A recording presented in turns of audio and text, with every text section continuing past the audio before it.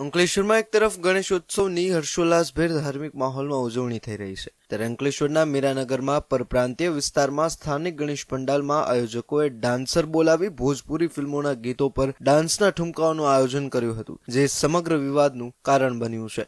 ભોજપુરી ડાન્સરના ઠુમકાઓ વચ્ચે યુવકોની લોલુપતાનો video social media પર viral થયો છે। ધાર્મિક ઉત્સવોમાં આ પ્રકારે ડાન્સના કાર્યક્રમ કેટલા અંશે યોગ્ય કહેવાય તે પણ એક ચર્ચાનો વિષય બન્યો છે। આ અંગે અંકલેશ્વર ગણેશ ઉત્સવ સમિતિએ અંકલેશ્વર JIDC પોલીસ મથકમાં આ કાર્યક્રમના આયોજક સામે અરજી આપી નારાજગી વ્યક્ત કરી હતી, તો મોડેથી આ ગણેશ મંડળના આયોજકો દ્વારા માફી પણ માંગવામાં આવી હતી। नमस्कार, मेरा नाम सत्यम कुमार है।